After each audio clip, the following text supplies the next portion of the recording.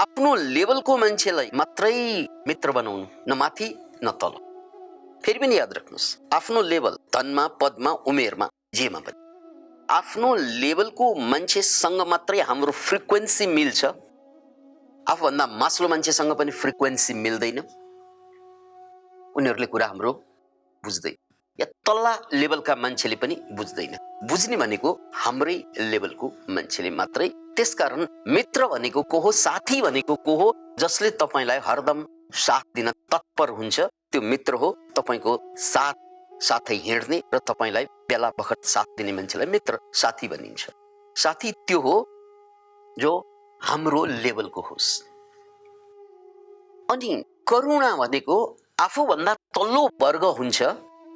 यिनीहरू सबै उमेरभन्दा तल, ज्ञानमा तल, सिपमा तल, सम्पत्तिमा तल, सबै किसिमबाट तल हुन्छ एक जमात मान्छेहरू। त्यो तल बसेका मान्छेहरूलाई साथी नबनाऊ। के नबनाऊ? मित्रता कायम नगर उनीहरूसँग। धोखा खाने हो भने बेग्लै कुरा। धोखा नखाने हो भने उनीहरूलाई साथी नबनाऊ।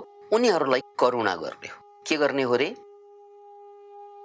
करुणा मतलब अनकन्डिसनल्ली उनीहरूलाई सहयोग गर्ने हो।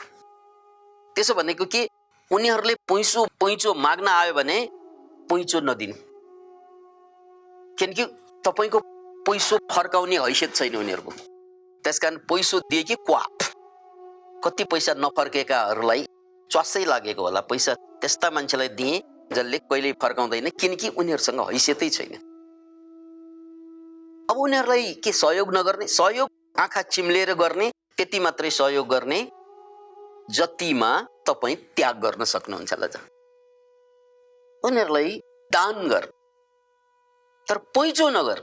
पैँचो गर्यो भने जिन्दगीभर तपाईँ उसैको याद गरेर बस्नु पर्ने छ। यसले पैसै दिएन, यसले पैसै दिएन, के दुःख दिएको। उसले दुःख दिएको त हो, तर उसले दुःख दिनुको पछाडि तपाईँ हाम्रो मूर्खता पनि हो। जसलाई पैँचो दिनै हुँदैन उसको हातमा पैसा राखेपछि किन पो फर्काउँछ उसले? राइट? पैसो फर्काउने हैसियत त उसँग मात्रै हुन्छ जो तपाईँको लेभलमा छ।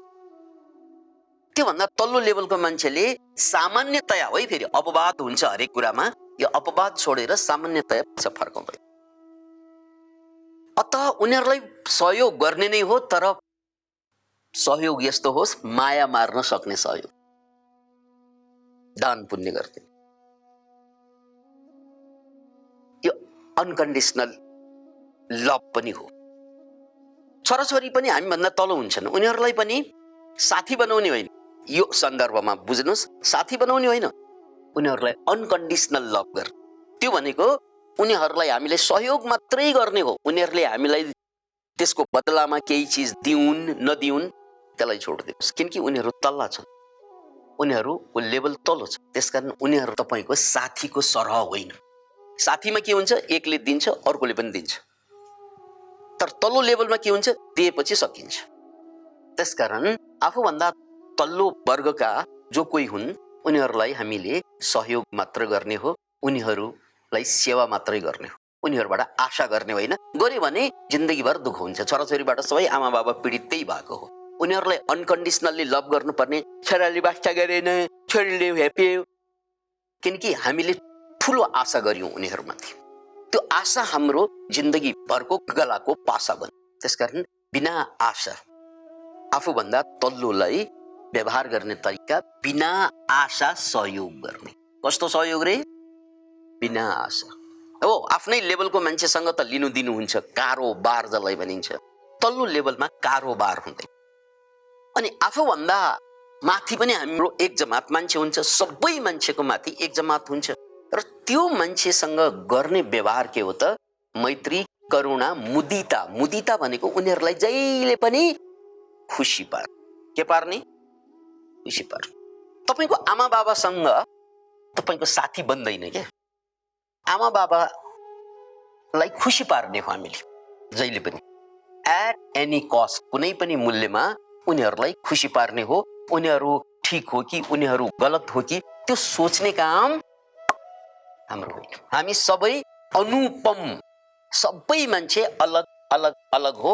त्यसकारण सबैलाई एउटै खालको व्यवहार गर्यो भने कस्तो अन्जाम आउँछ भने एउटा अस्पतालमा 100 जना बिरामीहरू छन्, 100 थरीका रोग पालेका छन् र 100 थरीका रोगीलाई डाक्टरले आएर सबै समान व्यवहार भनेर सबैलाई इन्जेक्सन श्वास श्वास हाल्दियो भने कतिलाई ठिक हुन्छ, कति मर्दिन्छ। सबैलाई एउटै खालको औषधि दियो भने के हुन्छ? के हुन्छ? समस्या निर्माण हुन्छ, मान्छे मर्छ। डाक्टरले सबैलाई एकै खालको व्यवहार गर्दैन। कसैलाई काटकुट गर्नुपर्ने हुन्छ जसलाई अपरेसन भनिन्छ, कसैलाई कोचकाच गर्नुपर्ने हुन्छ जसलाई इन्जेक्सन भनिन्छ, कसैलाई ट्याब्लेट खुवाए पुग्छ, कसैलाई केही गर्नु पर्दैन, सुझाव दिए पुग्छ।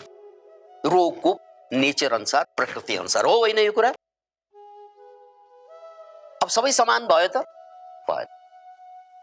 त्यसकारण सबै मान्छे फरक छन्। त्यसैले यो कानुनी रूपमा सबै समान छन् भन्ने कुराबाट हामी सञ्चालित भयौं भने कतै कतै हामी ठिक हुन्छौं, तर धेरै ठाउँमा हामी बेठिक हुन्छौं। राइट? त्यसकारण हामीले के बुझ्नु पर्यो? सबै मान्छे फरक छन् भनेर बुझ्नु पर्यो। सबैको अवस्था फरक छन् भनेर बुझ्नु पर्यो। यसरी बुझ्दा मात्रै व्यवहार गर्न सजिलो हुन्छ। किनकि आमा बाबा भनेको फरक वर्ग हो। आमा बाबा मात्र होइन, आफूभन्दा अग्रजहरू, आफूले मान्नुपर्ने, गण्य मान्य मात्र होइन, आफूले मान्नुपर्ने मान्छेहरू हामीभन्दा फरक मान्छे। त्यसकारण उनीहरूसँग व्यवहार गर्ने तरिका, आध्यात्मिक तरिका के हो त भन्नाले उनीहरूलाई खुसी पार। के पार? खुसी पार, एट एनी कस्ट। किनकि जुन दिनमा छोराछोरीले आमा बाबालाई दुखी बनाउँछ त्यो दिनमा छोराछोरीको कल्याण हुन्छ? कुनै पनि हालतमा हुँदैन। आमा बाबासँग जोरी खोज्ने, आमा बाबासँग झगडा गर्ने, आमा बाबालाई पेल्ने, आमा बाबालाई दुःख दिने अक्सर चाहिँ छोराछोरी भेटिन्छ, खास गरी बिहेपछि। हो? अनि आमा बाबालाई पेल्ने, आमा बाबालाई दुःख दिने, आमा बाबाको कुरा नटेर्ने, नमान्ने, आमा बाबालाई खुसी नपार्ने, तर आफूले जन्माएको छोराछोरीको लागि भन्ने जे पनि गर्ने, यो आमा बाबाको महाफूल हो। मेरो छोराछोरीले मलाई वास्ता गरेन, यिनीहरूले वास्ता गर्नुपर्ने, मेरो छोराछोरीले मलाई केही पनि गरेन, हेप्यो भन्ने बहुत आमा बाबालाई लाग्छ। त्यो कारण के हो? तपाईका छोराछोरीले, जसका छोराछोरीले आमा बाबालाई हेप्छन्, पीडा दिन्छन्, दर्द दिन्छन्, उनीहरूले छोराछोरीलाई दोष दिएर बसेका छन् नि। एकचोटि पल्टेर हेर्नुस् त कि तपाईले आफ्ना आमा बाबालाई मान्नु भएको हो? तपाईले आफ्नो आमा बाबालाई खुसी पार्नु भएको हो? होइन भने छोराछोरीले तपाईलाई खुसी पार्दैन। यो लेखेर राख्नुस्। जो मान्छेले आफ्ना आमा बाबालाई खुसी पार्दैनन् ती मान्छेलाई छोराछोरीले कहिल्यै खुसी पार्दैनन्। त्यही कुरा त सिकेर आउने हो नि, जुन कुरा तपाईले आफ्ना आमा बाबालाई व्यवहार गर्नुभयो हो होइन? हामी त यति मूर्ख बेवकूफ छौं कि छोराछोरीबाट माया खोज्ने आमा बाबालाई हेपी छाड। त्यही भइरहेको होइन समाजमा? बुढाबुढीको हालत हेर्नुस् त। छोराछोरीले समय नै दिँदैन बुढाबुढीलाई। जहाँ सबभन्दा बढी चाहिँ स्याहार गर्न पर्ने समय हुन्छ आमा बाबालाई। अहिले त ट्रेन्ड यस्तो भयो कि छोराछोरी अमेरिका युरोप गएर बस्दिन्छन्, आमा बाबा यहाँ ह्याक्लाक भएर औषधि किन्न जाने, औषधि खुवाउने, पानी पिलाउने मान्छे हुँदैनन् घरमा। कति मान्छेको यस्तो भइरहेछ छैन समाजमा? त्यसकारण जसले चाहिँ आमा बाबालाई खुसी पार्न सक्दैनन् उनीहरूलाई उनका छोराछोरीले खुसी पार्दैनन्। के रे? पार्दैनन्। के रे? पार्दैनन्। त्यसकारण छोराछोरीबाट आमा बाबाले आशा गर्छन् नि, त्यो गलत हो। छोराछोरीलाई त दिने मात्रै हो, उनीहरूबाट लिने होइन। आमा बाबालाई प्रेम प्यार दिने हो, आमा बाबालाई सम्मान दिने हो, आमा बाबालाई खुसी पार्ने हो। किनकि आमा बाबाले अरू के खोज्छन् र? अब त्यो बुढेसकाल अलिकति प्रेम, अलिकति समय, अलिकति सम्मान, त्यो बाहेक के खोज्छन् बुढाबुढीले? धेरै खोज्ने उमेर पनि हुँदैन हो। हामीले आमा बाबालाई बहुत दुखी बनाउँछौँ अनि छोराछोरीबाट बहुत आशा गर्छौँ। दुईवटा गल्ती एकैसाथ। आमा बाबालाई दुखी बनाउनै नहुने, दुखी बनाइदियौँ हामीले। छोराछोरीबाट आशा गर्नै नहुने गर्छौँ हामी, अनि उताबाट पनि पेलिन्छौँ, यताबाट पनि पेलिन्छौँ। मलाई बाँच्नै मन लाग्दैन भन्छ कसैले, रिसै उठ्ने। किन भन्नाले हाम्रो व्यवहार फेल भयो। हामी भन्दा अग्रजलाई खुसी पार्नु पर्ने, तर हामी उनीहरूलाई खुसी पार्दैनौँ, दुखी पारिदिन्छौँ। यो कुरा बहुत दिल खोलेर बुझ्नु होला। गल्ती कहाँ भएको छ। किनकि गल्ती नभइकन पीडा र दर्द जन्मिँदैन, गल्तीकै परिणाम हुन्छ पीडा र दर्द। मैत्री, करुणा, मुदिता, मुदिता भनेको खुसी पार्नु। अनि कतिपय मान्छे यस्तो हुन्छ समाजमा, त्यो घरभित्र बाहिर जता पनि आफूभन्दा माथि तल्ल एकदम नेगेटिभ माइन्डेड मान्छे हुन्छ। खालि त्यो कति मान्छेको त मगजै बिग्रिएको हुन्छ। ती मान्छेहरूले पोजिटिभ कुरा कतै पनि कसैको पनि देख्दैन। यस्तो अवस्थामा उनीहरूलाई चाहिँ खुसी पार्न पनि सकिँदैन, उनीहरूबाट आशा पनि गर्न सकिँदैन, उनीहरूलाई साथी बनाउनु पनि मिल्दैन। के गर्ने त उनीहरूलाई? त्यस्ता मान्छे त थुप्रै होलान्। कतिको त ऐनै हेरे पुग्ने हुन्छ। के गर्ने त यस्तो मान्छेलाई? उपेक्षा गर। के गर्ने? उपेक्षा, अथवा उसलाई स्वीकार गर्ने। जसलाई चेन्ज गर्न सकिँदैन, जसको मगज ठिक छैन या पुरा नेगेटिभ छ, त्यससँग उपेक्षा नगरिकन अपेक्षा गर्यौं भने फेरि त्यसबाट पनि दुःख हुन्छ। हामीले अपेक्षा गरिरहेका हुन्छौँ, उसले यसो गर्न नहुने, त्यसो गर्न नहुने, त्यसो गर्न नहुने। उसले त गरिरहन्छ, उसको त मगजै बिग्रिएछ, किन नगर्नु? अब उसको मगज बिग्रिएछ भनेर थाहा पाएन भने तपाईँको पनि मगज चाहिँ अलिअलि बिग्रिएकै हो। किनकि उसबाट आशा गरिरहनु भनेको तपाईँको मगज पनि ठिक छैन भन्ने अर्थ लाग्छ। त्यसकारण दुनियाँमा यो 4 थरीको मान्छे भेटिन्छन्। यो 4 थरीको मान्छेलाई 4 किसिमबाट व्यवहार गर्न सक्यो भने तपाईँ सफल भयो। सुख, शान्त, आनन्द, स्वास्थ्य आयो। होइन, यो व्यवहार गर्न सकेन भने रोग, शोक, पीडा, दर्द, जिन्दगी लडाई भन्दा चर्को हुन्छ। भइरहेको त्यही हो, होइन र? अलि ठुलो स्वरमा भन्नु न, नकाब खोलेर। ओके, अब यही कुरालाई मध्यनजर राखेर आजको परिस्थितिमा विश्व युद्ध हुने परिस्थिति छ। वर्ल्ड वार थर्ड हुने चान्स दिनानुदिन अगाडि बढिरहेको छ। युद्ध भइरहेको छ। अहिले त युक्रेन र रसियाको युद्ध छ र यो युद्ध अलिकति माथि गयो भने विश्व युद्ध बन्छ, जसमा हामीले सभ्यताले निर्माण गरेको सारा कुराहरू ध्वस्त हुन्छ अनि हामी फेरि ढुङ्गे युगका मान्छे जस्तो बनिदिन्छौँ। यदि कोही बच्यो भने, अब बच्छ कि बच्दैन त्यो त थाहा छैन, हामी मध्ये कोही बचियो भने टेक्नोलोजी सबै समाप्त हुन्छ, ढुङ्गे युगमा पुग्छ। र यो अवस्थामा विश्व लम्किरहेको अवस्था, यो सबैलाई ज्ञात भएकै कुरा होला, समाचार सुनिरहनु भएकै होला। यो धरतीमा लगभग 8 अरब मान्छे छन्। यो 8 अरब मान्छे अहिले जोखिममा छ। के थाहा, यो हाम्रो प्रवचन नै लास्ट प्रवचन पनि हुन सक्छ। बुझ्नु भएन? एटम बम ट्वाक्क खस्यो भने अनि त्यसपछि अर्को शिविर माथि नै हुन्छ।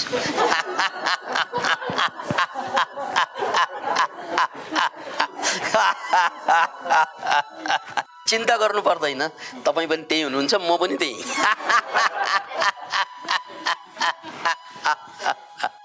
ओके, अब यस्तो भयावह अवस्था निम्तिनुको पछाडि यो चतु ब्रह्म विहार कहाँनिर फेल भयो? यही फेल भएर हुने हो यो युद्ध अहिले भइरहेको। अहिले हजारौं हजार मान्छे मारिसक्यो, खरबौं खरब रुपियाँको या डलरको सम्पत्ति तबाह भइसक्यो अलरेडी। र यो सबै हुनुको पछाडि के हो त भन्नाले यो चतु ब्रह्म विहार नबुझ्नु। त्यो बुझ्दैनन् मान्छेले, किनकि यो त आध्यात्मिक ज्ञान हो, मान्छेलाई सिकाउने भौतिक ज्ञान हो स्कुल कलेजमा। यो आध्यात्मिक ज्ञान चाहिँ नबुझेको कारणले नै कसरी समस्या उत्पत्ति भयो भन्ने कुरालाई अलिकति केलाउँ। महाभारतमा जाउँ। महाभारत युद्ध हुन अगाडि पाण्डव र कौरव, त्यो पनि विश्व युद्धै हो, त्यो बेलाको विश्व युद्ध। किनकि त्यहाँ पनि त्यो बेलाका राजाहरू एक पक्ष कौरवसँग, एक पक्ष पाण्डवसँग थिए र तिनीहरूको बीचमा युद्ध भए, लाखौं लाख मान्छे मारिए। र यो युद्ध हुन अगाडि सकभर युद्ध भनेको हुनै दिनु हुँदैन, किनकि युद्ध भनेको दुवै पक्षको विनाश हो, यो त सबैलाई थाहा भएको कुरा हो। त्यसकारण भगवान कृष्ण स्वयं दुर्योधन कहाँ पुग्छन्, कौरव कहाँ। भगवान कृष्णको प्रस्ताव के थियो? पाण्डवहरूलाई मात्र 5 वटा गाउँ देऊ। यत्रो पूरा हस्तिनापुर राज्यमा जम्मा जम्मी 5 वटा गाउँ मात्रै उनको नाउँमा देऊ। त्यो 5 वटा गाउँ दिएर सबै समस्या सल्टाउन सक्थे दुर्योधनले। किनकि 5 वटा गाउँ भनेको त एउटा राज्यमा 5 वटा गाउँ भनेको नगन्य नदिए बराबर। त्यति थोरै माग्दा पनि दुर्योधनको दुर्बुद्धिले के भनेछन् भने युद्ध गरेर आऊ, जित्ने भए सबै लैजाऊ, नभए मागेर त सियोको टुप्पोमा अट्ने जमिन पनि दिन्नौ। कति रे? सियोको टुप्पोमा अट्ने जमिन पनि दिन्नौ यदि लिने हो भने युद्ध गरेर आऊ। यो चुनौती थियो। यो कृष्णको अन्तिम माग 5वटा गाउँ मानिदिएको भए महाभारत युद्ध हुँदैन थियो। घटोत्कच जस्ता महावीर मारिँदैन थियो, अभिमन्यु जस्ता महापुरुष मारिँदैन थियो। त्यहाँ त्यो बाहेक पनि लाखौं सामान्य मान्छेहरू मारिए, लाखौं महिला विधवा भइन्, लाखौं बच्चाहरू लावारिस भए, अपाङ्ग कति भए।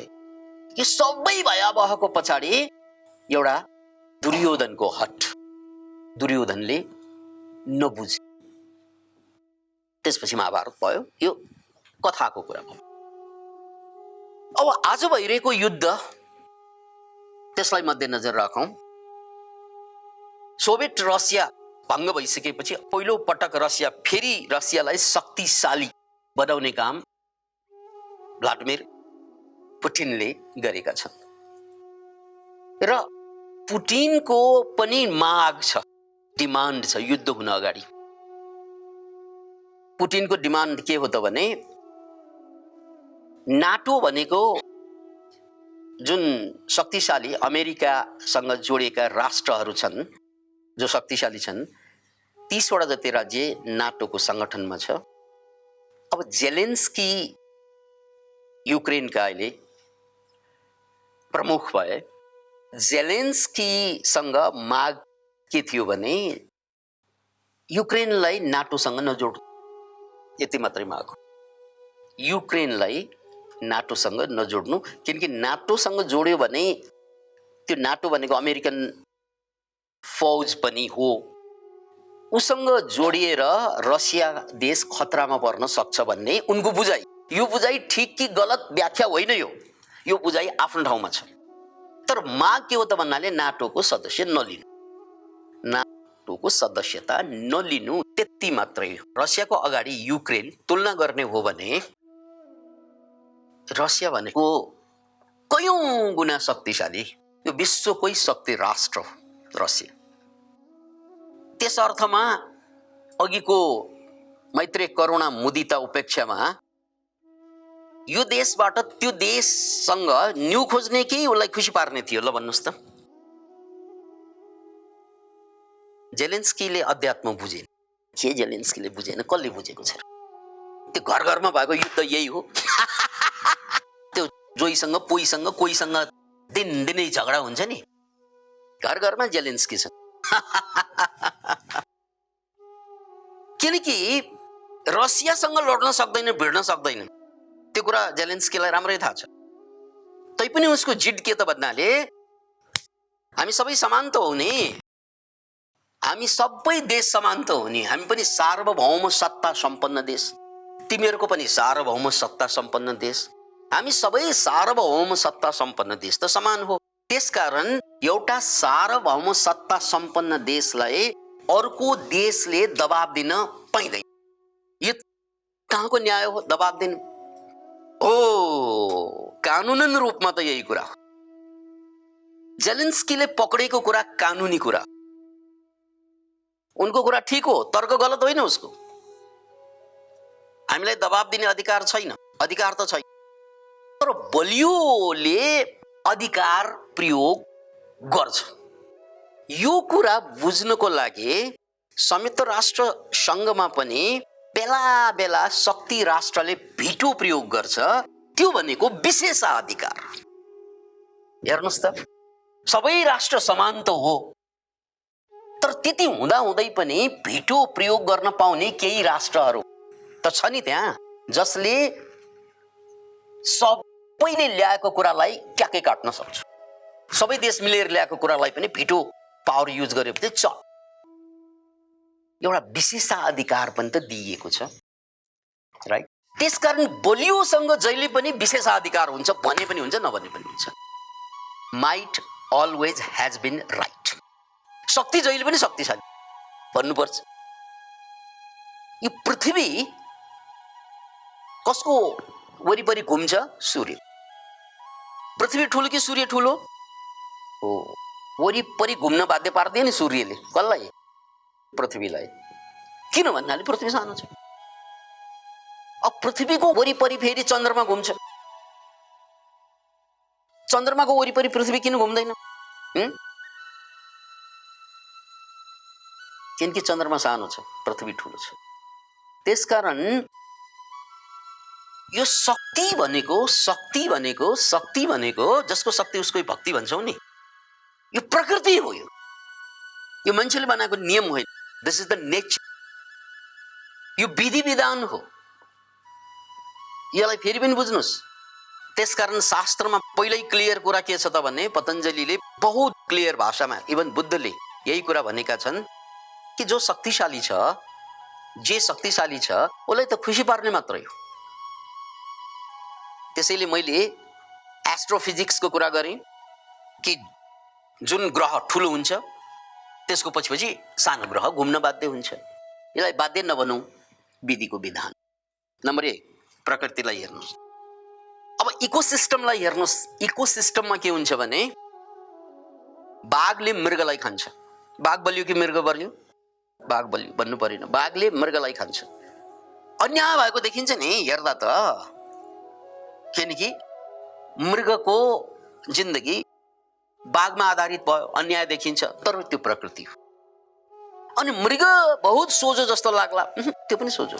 मृगले पनि त खान्छ नि कसैलाई। कसलाई खान्छ? घाँस खान्छ, बिचरा घाँस। घाँस बलियो कि मृग बलियो? मृग बलियो। त्यसकारण घाँसलाई खाइदिन्छ, राइट? अब बाघलाई खाने कोही त छैन। बाघ कसैले नखायो भने कालले त खान्छ नि। एक दिन त बाघ पनि मर्छ। बाघ मरिसकेपछि बाघलाई त्यान्द्रोमा छुट्याएर माटोमा मिसाउने काम फेरि कसले गर्छ? आँखाले नदेख्ने ब्याक्टेरियाले गर्छ, किराले गर्छ, होइन त? त्यत्रो शक्तिशाली बाघलाई खाने फेरि किराहरू छन् त्यहाँ। भनेपछि बाघलाई किराले खाइदिएपछि जुन मल बनाइदिन्छ, त्यो मल फेरि कसले खान्छ? घाँसले खान्छ। यसलाई भनिन्छ इकोसिस्टम। यसलाई बुझ्नुहोस् है, इकोसिस्टम। यसरी हेर्दा चाहिँ निर्बललाई बलियोले पेलेको देखिन्छ। त्यो पेलेकै कारणले फेरि घाँस बाँच्ने हो। Can you imagine it? पेलेकै कारणले गर्दा घाँस बाँच्ने हो। किनकि कीटाणुहरूले, या बाघ मात्र होइन, कोही मरिसकेपछि सानो सानो टुक्रामा विभाजन गरेर मल बनाइदिन्छ। त्यही मल खाएर फेरि घाँस बाँच्छ। त्यसलाई इकोसिस्टम भनिन्छ।